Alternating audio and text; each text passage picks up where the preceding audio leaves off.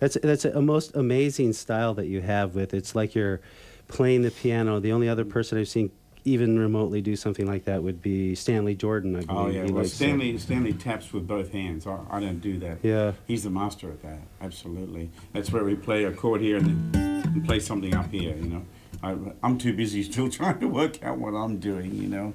There are a lot of people out there who play double-handed stuff, but what I'm playing is a combination of natural notes and harmonics. So when I'm playing the melody to Michelle, so I play these open note, harmonic, open note, harmonic, open note, harmonic, open note, then the harmonic is on the melody. Michelle, then I do open notes and harmonics.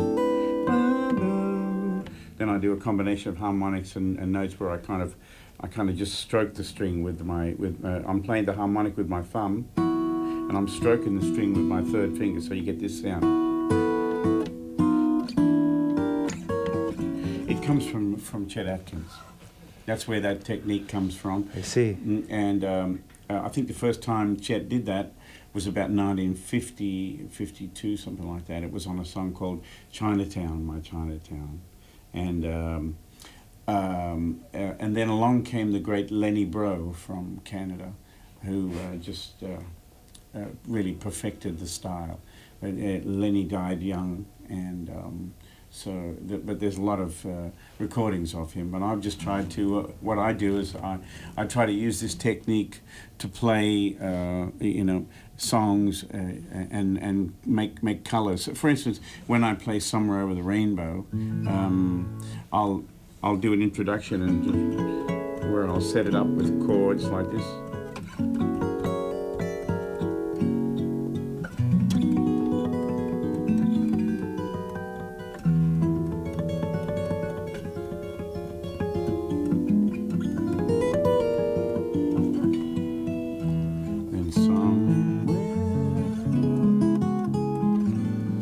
And so that's how I use it, you know. I also use different styles of harmonics. You can get harmonics. Actually, there are harmonics on all guitars. Would you believe that? I believe it. This was true. There's the sound of the harmonics open. It's the physics of splitting the string in half into the quarters and thirds. And all that kind of stuff, yeah. So a song like Don McLean's Vincent.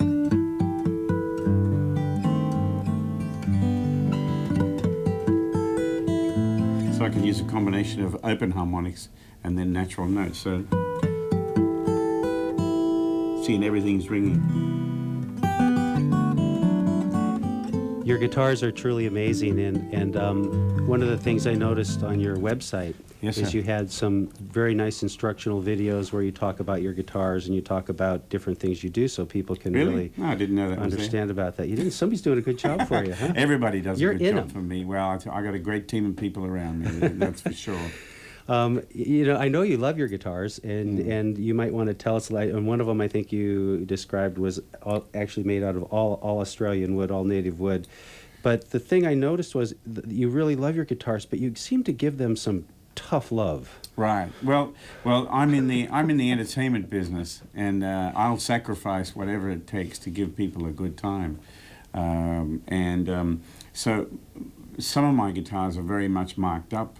I do have guitars in my house that are pristine. You know, I have some guitars that I've had for 25 years that don't have a mark on them. I don't really care about marks on guitars. I know there are people out there who, I used to run a guitar store back in the 70s, and I found out a lot about the public in general, about the human race.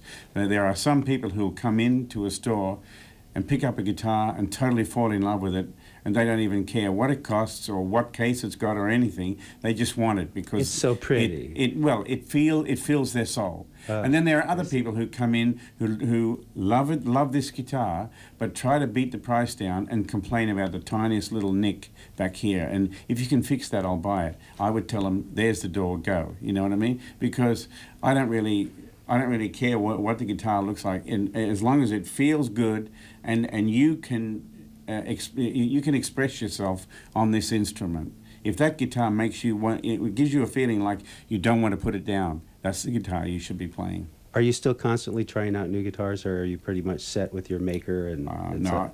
Well, this guitar I'm playing today, as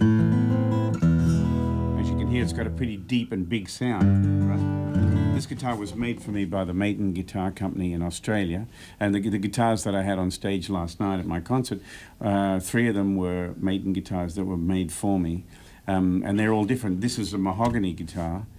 With a kind of jumbo size, almost like a Gibson J200. Is that one tuned down just a little? No, that this one's normal tuning. The big one that I played Michelle on last night, that's tuned down. I have big strings on it, and I tune it down so the E, which is a normal E here today, the E on the big one is C sharp, so it's a tone and a half down. And I get a real big, warm sound from that guitar. The other guitar that I use, which is really marked up, the one I use most of the night, that's called a BG 808, which is a model made by the Maiden Guitar Company. It's a it's a 00 size, or an OM, I guess you would say. If you were a Martin person, you would know what that is. But and I'm sure there's a lot of those listening because you're on the show. Well, thank you.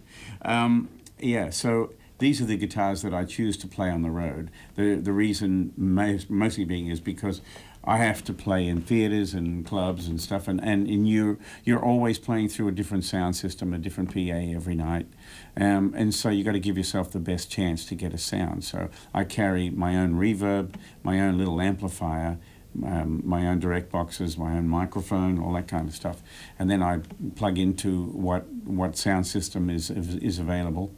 And we get a sound from there, but nothing sounds like these guitars plugged in.